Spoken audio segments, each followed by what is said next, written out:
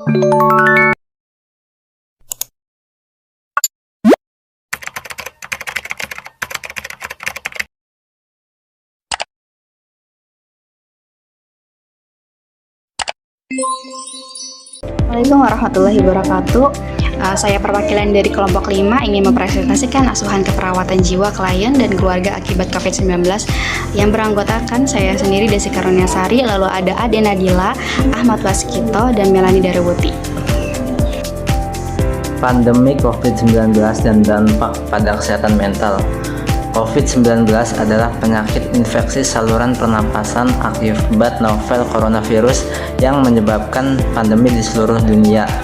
Pandemi ini mempengaruhi berbagai aspek kehidupan, termasuk sosial, ekonomi, dan kesehatan mental. Gangguan kecemasan dan depresi menjadi masalah mental yang paling sering dialami masyarakat selama pandemi. Selanjutnya yaitu tanda dan gejala. Dampak SARS-CoV-2 pada fisik bervariasi, mulai dari tanpa gejala hingga pireksia, batuk, sesak nafas, kelelahan, nyeri, mual, diare, radang paru, acute respiratory distress syndrome atau ARDS, disfungsi organ multiple, hingga kematian. Manifestasi klinisnya yaitu manifestasi klinis COVID-19 bervariasi dari ringan hingga berat, memicu kecemasan. Penanganan bergantung pada keparahan. Gejala ringan cukup isolasi mandiri, sedangkan gejala sedang memerlukan pemantauan ketat atau rawat inap. Faktor resiko komplikasi COVID-19 meliputi usia lanjut, penyakit kardiovaskular, penyakit paru, diabetes tipe 2, obesitas, sickle cell, penyakit ginjal, imunokompromisasi, dan kanker. Pengobatan yang penting adalah suportif. Obat antivirus, antimalaria, dan antiparasitik dapat digunakan untuk penyakit COVID-19 ini. Pencegahan meliputi isolasi, karantina, deteksi dini, dan rawat inap untuk kasus parah. Dampak psikologis COVID-19, aneksitas, PTSD, isolasi sosial, perilaku kekerasan, halusinasi, harga diri rendah. 1. Gangguan kecemasan atau aneksitas akibat COVID-19. Pada masa awal pandemi, masyarakat sangat dihebohkan oleh COVID-19. Banyak yang merasa cemas dan takut terhadap virus ini karena dampaknya yang luas, baik terhadap kesehatan maupun kehidupan sosial dan ekonomi. 2. Gangguan stres pasca trauma atau PTSD. Ketakutan, isolasi, dan ketidakpastian selama pandemi yang menyebabkan stres pasca trauma mirip dengan kasus SARS sebelumnya, di mana banyak pasien yang mengalami gangguan psikologis termasuk stres pasca trauma atau PTSD. Yang ketiga yaitu isolasi sosial akibat COVID-19. Studi menunjukkan isolasi sosial dapat menyebabkan depresi, kecemasan, penurunan kebahagiaan, serta meningkatkan kesepian, kecemasan, perilaku melukai diri, dan upaya bunuh diri pada anak dan remaja. Yang keempat yaitu perilaku kekerasan akibat COVID-19. Selama pandemi COVID-19, tekanan ekonomi akibat kehilangan pekerjaan memicu peningkatan KDRT. Masalah finansial seringkali memicu emosi berlebihan yang berujung pada kekerasan dalam keluarga. Kelima yaitu halusinasi akibat COVID-19. COVID-19 dapat memicu halusinasi melalui kerusakan otak akibat aktivitas sitokin, proinflamasi, faktor lain seperti kehilangan pekerjaan yang tersayang ataupun efek obat dan stres psikososial. Yang keenam yaitu harga diri rendah akibat COVID-19. Pandemi COVID-19 mengubah kegiatan belajar dari tatap muka menjadi online.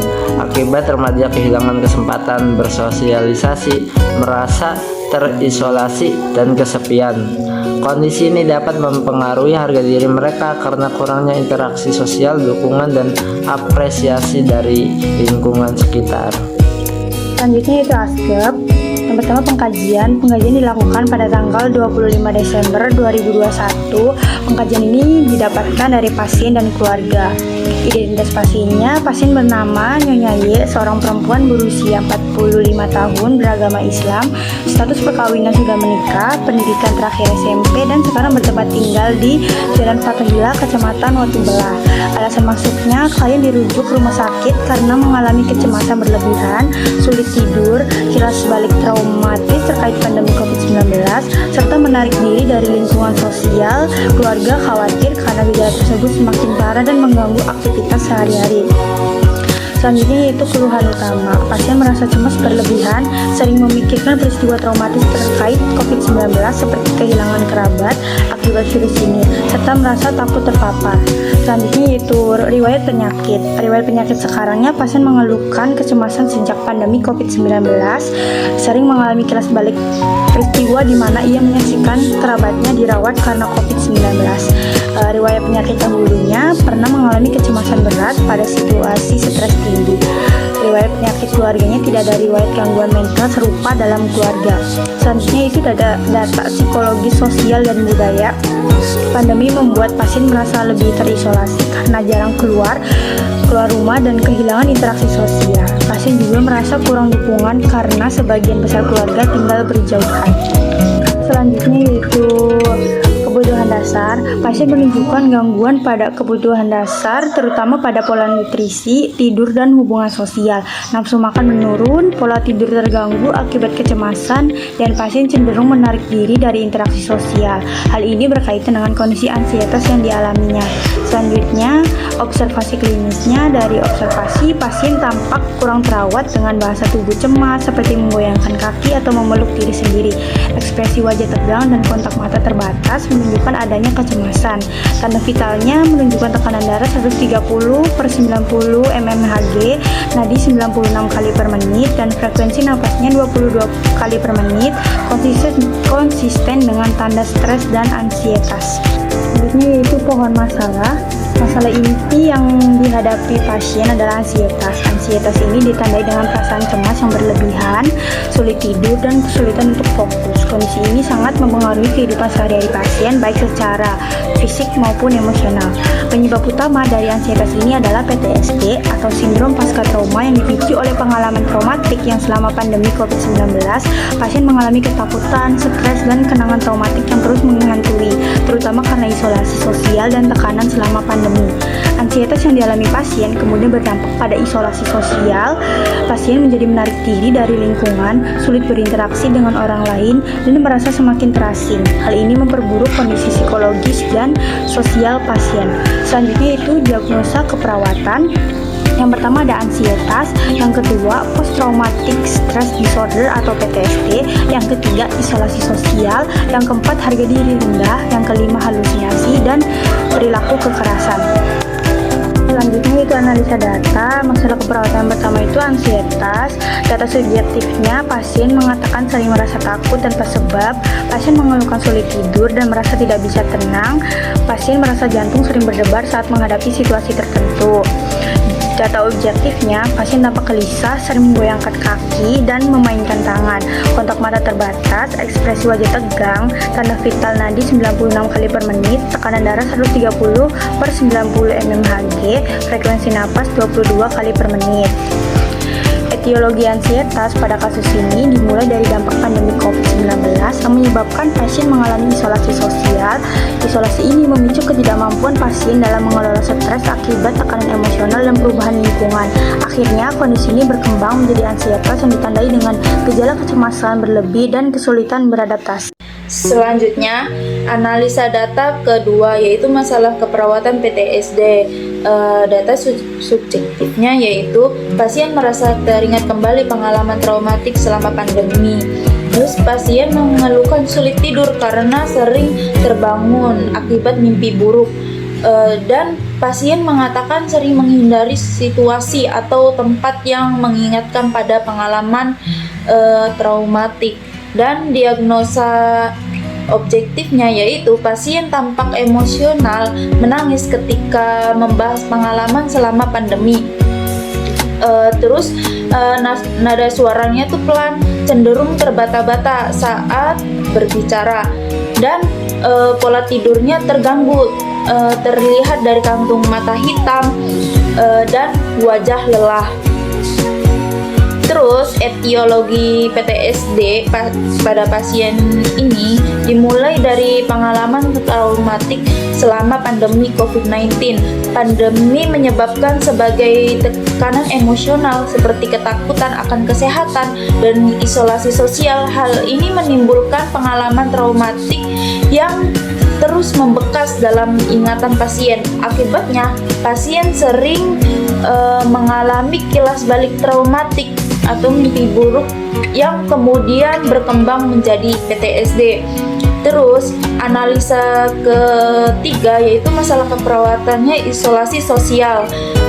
Data subjektifnya, pasien mengaku merasa lebih nyaman sendirian dan enggan berinteraksi dengan orang baru, dan pasien merasa tidak percaya diri untuk berbicara dengan orang lain. Terus selanjutnya data objektifnya yaitu pasien terlihat menghindari kontak mata saat berbicara. Pasien jarang berinteraksi sosial selama dirawat, cenderung menyendiri. Etiologinya yaitu isolasi sosial pada pasien ini berawal dari trauma psikologis akibat pandemi COVID-19 seperti pengalaman kehilangan, ketakutan, dan trauma ini memicu ansietas yang memperburuk kondisi psikologis pasien. Akibatnya pasien mulai merasakan perasaan rendah diri dan takut berinteraksi sosial, sehingga secara bertahap menarik diri dari lingkungan sosialnya. Hal ini akhirnya berkembang menjadi isolasi sosial. Selanjutnya kita lanjutkan ke intervensi. Luarannya, setelah dilakukan tindakan keperawatan selama 24 jam, diharapkan pasien menunjukkan penurunan gejala kecemasan dengan kriteria hasil. Yang pertama, verbalisasi khawatir akibat kondisi yang dihadapi menurun, dan yang kedua, perilaku gelisah menurun, dan yang ketiga, perilaku tegang menurun, dan yang keempat, pola tidur membaik. Intervensinya yaitu terapi relaksasi. Observasinya yaitu identifikasi teknik relaksasi yang pernah efektif digunakan. Terus monitor respon terhadap terapi relaksasi. Terapeutiknya, ciptakan lingkungan tenang dan tanpa gangguan. Selanjutnya, gunakan pakaian longgar. Dan edukasinya yaitu jelaskan jenis relaksasi yang tersedia. Selanjutnya, jelaskan secara rinci intervensi relaksasi yang dipilih, dan anjurkan mengambil posisi nyaman. Dan selanjutnya, intervensi yang kedua, luarannya yaitu setelah dilakukan tindakan keperawatan selama 24 jam, diharapkan pasien menunjukkan peningkatan harga diri dengan kriteria hasil.